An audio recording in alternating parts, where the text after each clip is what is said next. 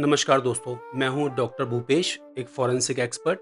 वैसे तो आप मुझे एक फॉरेंसिक एक्सपर्ट की तरह जानते हैं, मेरा चैनल भी फॉलो करते हैं, पर मेरी अध्यात्म में भी बहुत रुचि है और मैं भगवान पर और कर्मा पर बहुत विश्वास करता हूं। मैं ऐसा रूढ़िवादी नहीं हूं कि सुबह उठ के डेली भगवान को नहलाऊं, पूजा पाठ करूं।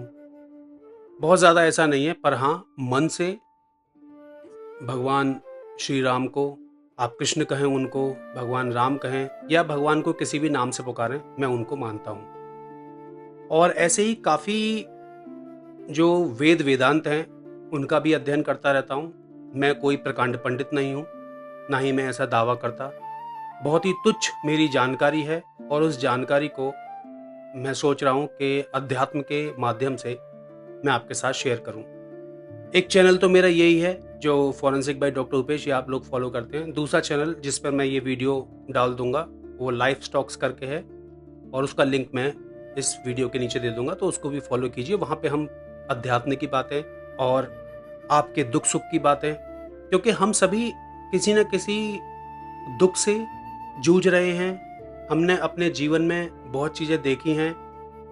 सच कहें तो दोस्तों, ऐसा इस दुनिया में कोई भी इंसान नहीं है जो दुखी ना हो। आप जिसको सोचते होंगे कि ये बहुत सुखी है, चाहे अंबानी का नाम लें, चाहे टाटा बिरला का नाम लें या किसी और हस्ती का नाम लें, बिल गेट्स का नाम लें, वो सभी किसी न किसी परेशानी से, चाहे वो मानसिक हो, चाहे वो भौतिक हो, चाहे वो दैविक हो या कोई भी परेशानी हो, उससे वो जूझ रहे हैं। हम सबके जीवन में ऐसे बहुत सारे क्षण आते हैं जिसमें हमें समझ में नहीं आता है कि हमें आखिर करना क्या है, और हमें ये भी समझ में नहीं आता है कि ये हमारे साथ क्यों हो रहा है, और हम भगवान को दोष देने लगते हैं। पर अभी जो हम आज बात करने वाले हैं, तो मैं अष्टावक्र और जनक जी का संवाद पढ़ रहा था। राजा जनक जो माता सीता के पिता थे, और आप जानते हैं कि राजा जनक एक बहुत ही प्रकांड विद्वान थे, बहुत ही धार्मिक थे, आध्यात्मिक थे और वेद शास्त्रों का मनन करने वाले थे। सभी गुरुओं को वो भली भांति बहुत मान देते थे, उनका आदर सत्कार करते थे और उनसे विद्या ग्रहण करते थे। जब भी उनके मन में आशंकाएं होती थी तो वो गुरु के पास जाते, चाहे वो गुरु वशिष्ठ हों, अगस्त हों या अष्टावक्र जी हों या अन्य गुरु हों, वो उनके पास जाते और अपनी समस्याओं का समाधान वो लेते। असल में ये समस्याएं उनकी नहीं थी। असल में जो भी उनके बीच में संवाद हुए या जो भी हमें वेद शास्त्र दोस्तों पढ़ने को मिलते हैं, वो इसलिए बनाए गए हैं कि कभी भी हमारे जीवन में ऐसा कोई अवसर हो कि हमें किसी गुरु की आवश्यकता हो और उस समय हमारे पास कोई गुरु ना हो, तो हम क्या करें। तो हम इन वेद शास्त्रों का मनन कर कर, इनको पढ़कर हम उनसे आदर्श ले सकते हैं, हम उनसे सलाह ले सकते हैं, हम एक तरीके से कैसे इस स्थिति से या इस परिस्थिति से उबरना है ये जान सकते हैं। मैंने पहले ही आपको कहा कि अक्सर लोग बहुत परेशान रहते हैं और आजकल जो सबसे बड़ी परेशानी का विषय चल रहा है वो ये है कि मुझे ये पत्नी क्यों मिली या मुझे ये पति क्यों मिला। मैं एक अच्छा पति डिजर्व करती थी, मैं एक अच्छी पत्नी डिजर्व करता था, मेरे साथ ही ये क्यों हुआ। और बहुत सारे रिश्तों में हमने देखा है कि तलाक तक बात पहुंच जाती है, तलाक हो जाता है, और कई जगह तलाक नहीं होता है, दोनों एक दूसरे के साथ रहते हुए भी जूझ रहे होते हैं और अपनी आशंका को या अपनी परेशानी को दूर करने के लिए वो बहुत लोगों का सहारा लेते हैं। कुछ लोग बहुत गलत चीजों में पड़ जाते हैं पर असली जड़ नहीं समझते।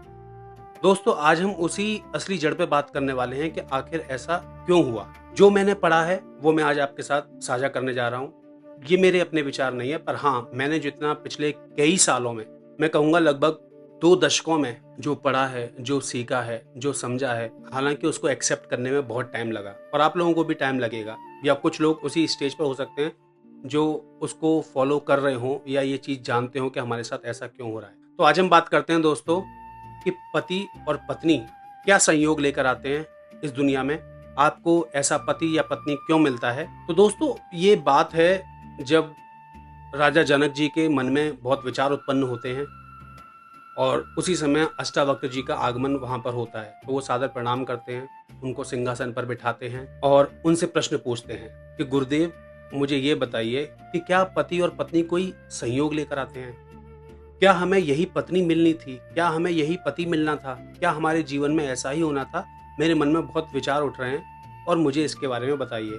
तो गुरुदेव क्या आंसर देते हैं, अब हम यहाँ पर समझते हैं। अब मान लीजिए कि किसी जन्म में आप पति थे और वो आपकी पत्नी थी। देखिए, आपको पहले मैं ये बता दूं कि सबसे पहले आपको ये जानना पड़ेगा और ये मानना भी पड़ेगा कि हम ये शरीर मात्र नहीं हैं, यानी कि केवल ये शरीर हैं हम, ऐसा बिल्कुल भी नहीं है। अगर हम ये केवल शरीर होते तो जब इंसान मरता है तो हम कहते हैं वो चला गया। वो चला गया का मतलब कौन चला गया, यानी कि शरीर तो यहीं कहीं रखा है, जो था आपके कोई भी रिश्तेदार या आपके पिता या माता या कोई भी, हम कहते हैं वो चले गए, तो शरीर तो यहीं का यहीं रखा है, यानी कि वो शरीर नहीं थे जो चले गए, वो शरीर से कुछ अलग थे। संत कृपालु जी महाराज इसको बड़े अच्छे से समझाते हैं कि जो मेरा है वो मैं नहीं हूँ, यानी कि ये माइक मेरा है तो ये माइक मैं नहीं हूँ, ठीक है, ये चश्मा मेरा है ये चश्मा मैं नहीं हूँ। इसी प्रकार से ये शरीर मेरा है, मैं शरीर नहीं हूँ। हमें कहते हैं ना, हम कहते हैं कि मेरे शरीर में बड़ी जलन हो रही है, मेरे शरीर में बड़ा दर्द हो रहा है, मेरे घुटनों में बड़ा दर्द हो रहा है, तो मैं घुटना नहीं हूँ, मैं शरीर नहीं हूँ, ये हमको समझना पड़ेगा। मैं एक दिव्य चैतन्य आत्मा हूँ जो सदा से थी और सदा रहूंगा। मैं कब तक रहूंगा या कब तक मैं विलीन नहीं होऊंगा, जब तक मुझे मेरे उद्देश्य की, यानी कि मेरे इष्ट की, मेरे भगवान की, या जो मेरा सोर्स है जिससे मैं बना हूं, जिससे मैं आया हूं, मैं उस सोर्स में जाके ना मिल जाऊं या मुझे वो ना मिल जाए। तो हमने किसी जन्म में कुछ कर्मा किए, अपनी पत्नी थी या पति था उसको हमने दुख दिया, ठीक है, अब अगले जन्म में वही हमारी पत्नी या पति या कुछ भी बनकर वो आता है और वो कर्मा को बैलेंस करता है। वो कर्मा को बैलेंस कर रहा है, हमें दुख देने के लिए नहीं कर रहा है। हमने उसको दिया था दुख, ये बात सच है, हमने उसको पीड़ित किया था, ये बात सच है, पर वो हमें कर्मा को वो बैलेंस कर रहा है, क्योंकि हमारी यात्रा क्या है, हमारी यात्रा है कि हमें उस सोर्स तक, उस प्राइम सोर्स तक पहुंचना है।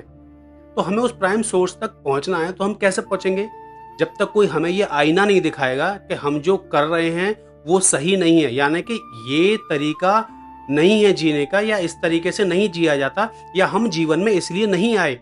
हमारे जीवन का उद्देश्य ये नहीं था, हमारे जीवन का उद्देश्य था परोपकार करना, दूसरों की हेल्प करना, दूसरों की सेवा करना, और आखिरकार या तो कर्म के द्वारा या योग के द्वारा या भक्ति के द्वारा तो उस परमात्मा में विलीन हो जाना, उस परमात्मा को मिल जाना। तो अब वो हमें दुख दे रहा है इस जन्म में आकर, तो जो वो दुख दे रहा है वो हमें एक्चुअल में ये यकीन दिला रहा है, हमें सारा संसार झूठा लगने लगता है, हमें लगता है कि यार ये क्या ही है, मेरी लाइफ में ऐसा क्यों हो रहा है, मेरी लाइफ में वैसा क्यों हो रहा है। और हमारी एक ना एक, जब हम सारी जगह घूम लेते हैं, हम डॉक्टर को दिखा लेते हैं, हम लोगों से सलाह ले लेते हैं, हम तलाक तक ले लेते हैं, हम साथी को छोड़ देते हैं, हम सब कुछ कर लेते हैं, पर तब भी हमें शांति नहीं मिलती। शांति क्यों मिलेगी, क्योंकि शांति वो कर्मा को बैलेंस करके मिलेगी, वो चीज बैलेंस करके मिलेगी कि अब जो हमने उसे दुख दिया था उसने हमें दुख दे दिया, पर अब भी हम नहीं समझे कि आखिर हम चाहते क्या हैं। तो जब हम किसी से बहुत दुखी होते हैं तो हमारा ऐसा मन करता है कि यार संसार झूठा है, संसार को छोड़ छाड़ के वैराग्य हासिल कर लो, वैराग्य में आगे चले जाओ, क्योंकि ये संसार झूठा है। और वास्तव में सच्चाई यही है कि ये संसार बिल्कुल झूठा है। आप जन्म पर जन्म लेते चले जाइए, आप कुछ भी कर लीजिए, आप जिस पत्नी से या जिस पति से आज दुखी हैं और आप सोचते हैं कि मुझे इससे बेटर मिल सकता है या मैं इससे बेटर डिजर्व करती हूँ या करता हूँ, तो आप क्या करेंगे, आप तुरंत डिवोर्स लेंगे, आप उसको छोड़ देंगे और आप दूसरी शादी की या दूसरे साथी की तलाश में लग जाएंगे।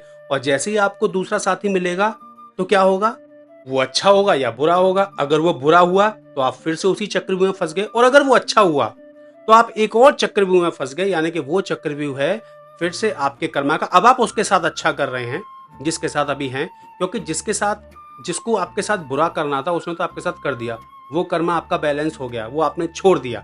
और अगर कुछ शेष रह गया है तो वो अगले जन्म में फिर बनेगा, आपका पति पत्नी भाई बंधु माता पिता जो भी बनेगा वो आपको फिर वही दुख देगा, ये बात निश्चित है।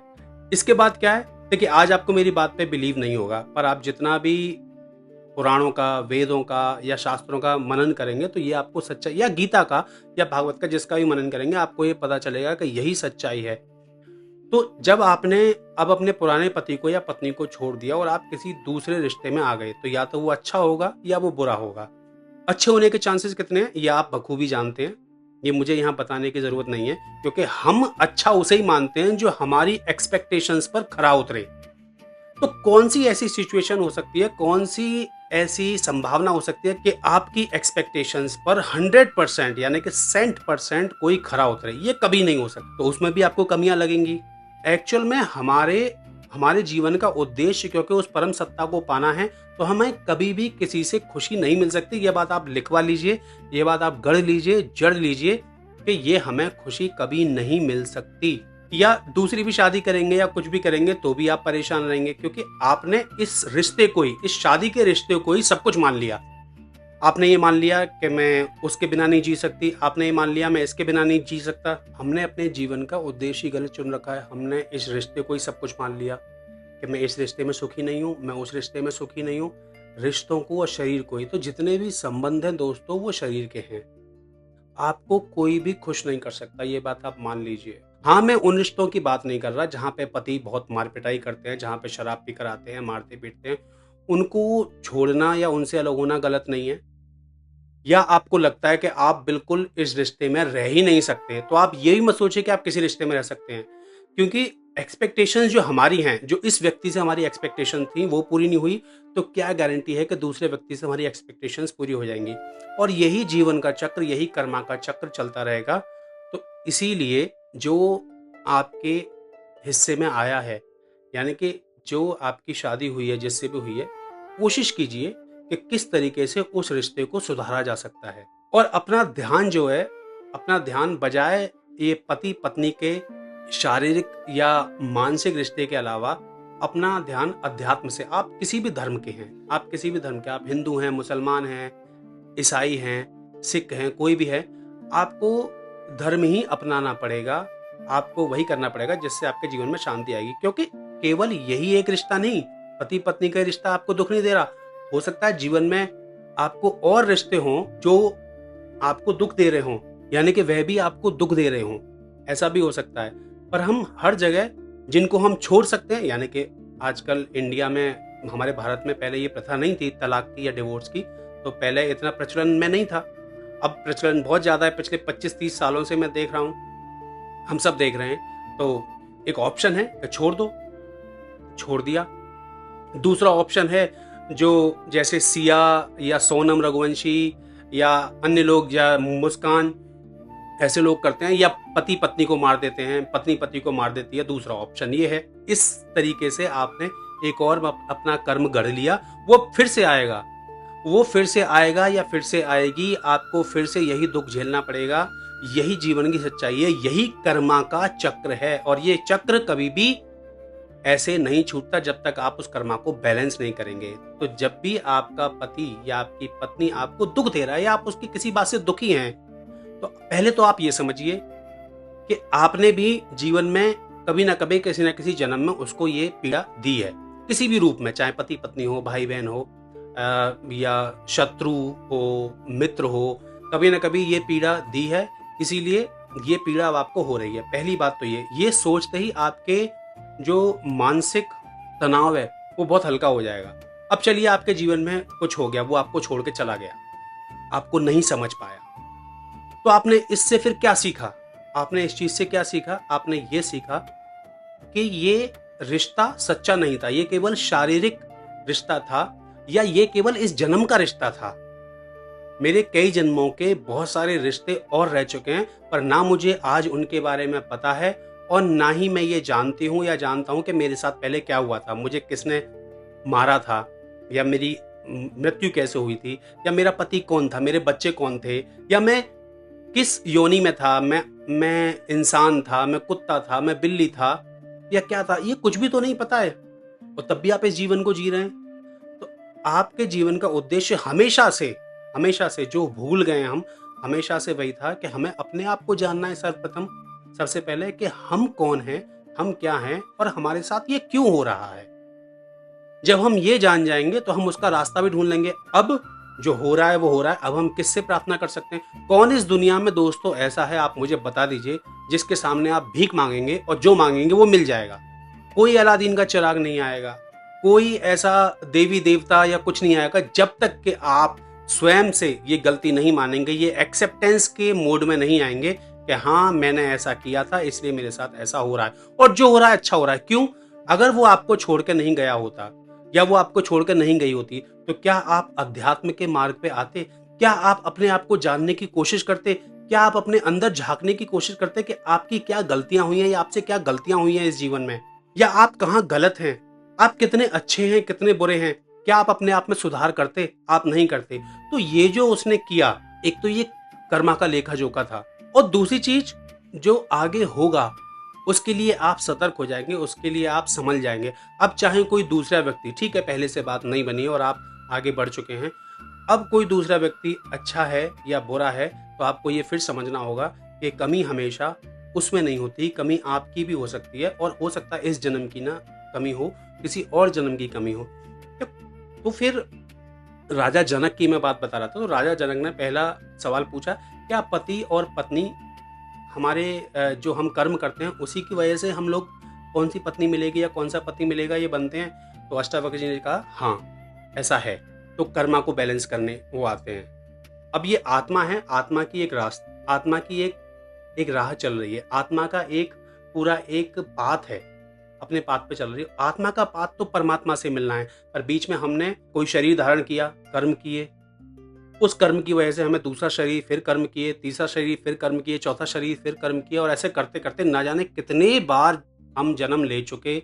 हम सब कुछ सारे कर्मों को संचय कर्म जो संचित कर्म होते हैं उनको लेके हम घूम रहे हैं अपने सर पर, अपनी आत्मा के आवरण पर उन सभी कर्मों को लेकर घूम रहे हैं और एक भी जन्म में हमने कभी भी ये प्रयास नहीं किया कि हम अपने आप को जानें, हम उस परमात्मा को जानें।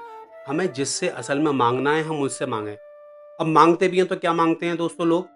माँगते हैं कि मुझे बंगला, गाड़ी, बैंक बैलेंस मिल जाए या ये लड़की मुझे मिल जाए या ये लड़का मुझे मिल जाए या ऐसा हो जाए या वैसा हो जाए। कभी भी ये नहीं माँगते कि परमात्मा मैं जो हूँ, मैं अपने आप को जानूँ और आप क्या हो? आप मुझे ये बताओ। कभी भी किसी भी जन्म में हमने ये नहीं माना और आज आप ये वीडियो देख रहे हैं, तो कहीं न कहीं आप परेशान हैं, आप ये जानना चाहते हैं कि आपके साथ ऐसा क्यों हुआ है? अब यहाँ पे कुछ लोग कहेंगे, नहीं, नहीं मैं कर्मा वगैरह पे विश्वास नहीं करता या करती, मैं तो मेरे साथ जो भी हो रहा है वो लड़का ऐसा था, वो ऐसा ही था। अब मुझे ये बताइए, सिया और केतन अग्रवाल का केस था, केतन अग्रवाल का क्या दोष था? एक रिश्ता तय हुआ, सगाई हुई केवल, शादी भी नहीं हुई और केतन अग्रवाल को मौत के घाट उतार दिया गया। ये कौन से कर्म थे केतन के इस जन्म के जो उसे ये भोगना पड़ा? किसी न किसी जन्म में उसने भी कभी न कभी सिया का या किसी और का जो भी है ऐसा ही किया होगा। हम ये नहीं कह रहे हैं कि crime is not a crime. जो क्राइम हुआ है उस क्राइम की सज़ा तो मिलेगी ही मिलेगी, चाहे यहाँ भी सज़ा का प्रावधान है, इस धरती पर भी सज़ा का प्रावधान है और ऊपर के लोकों में भी सज़ा का प्रावधान है। तो एक बात तो ये सोच लीजिए, जो भी पति मिला है या पत्नी मिली है, वो आपके अपने कर्मों के हिसाब से मिली है। तो मैं अब क्या ऐसा करूँ, क्या अच्छा करूँ कि ये सब चीज़ ठीक हो जाए? ठीक है, आपको उसके साथ नहीं रहना, आप छोड़ दीजिए, आप अलग हो जाइए। आप किसी दूसरे रिश्ते में आ रहे हैं, दूसरे रिश्ते में आइए। पर उसी रिश्ते से सारी एक्सपेक्टेशन कर लेना, उसी रिश्ते से खुशी का ये क्रिएट कर लेना अपने अंदर हुआ कि यही मुझे खुशी देगा, ये कभी नहीं होगा। और ये खुशी आपको अपने आप से अंदर से ही मिलेगी। बैठ के दोनों लोग अगर सोचें कि हाँ, ये हमारे कर्मों की वजह से हो रहा है, तो पहले तो परेशान होना छोड़िए कि मुझे ऐसा पति मिला, ऐसी पत्नी मिली। अगर आप उस रिश्ते को निभा सकते हैं, जब आप ये जान गए हैं कि ये पिछले जन्म का कर्म है या किसी भी जन्म का कर्म है, ये कर्मा है मेरा और मैंने ऐसा किया इसलिए मुझे ये भुगतना पड़ रहा है। ऐसा जान लेंगे तो हो सकता है बहुत सारा दुःख आपका हल्का हो जाए और अगर उसके बिना काम चल सकता है, तो बिल्कुल चलाइए उसके बिना काम। पर आपने फिर एक कर्म ऐसा गढ़ लिया, कहीं इतना मत कीजिए, इतना एक्सट्रीम मत कीजिए, कहीं आप एक और कर्म ऐसा गढ़ लें जिससे कि फिर अगले जन्म में वो कर्म चुकाने के लिए आपको वही स्थिति दोबारा से भुगतनी पड़े। तो ये वीडियो आपको कैसा लगा मुझे ज़रूर बताइएगा और ये मेरे अध्यात्म की प्लेलिस्ट में बना रहा हूँ, उसमें ये डालूँगा, तो प्लीज़ मुझे बताइएगा। बहुत-बहुत धन्यवाद। Thank you very much.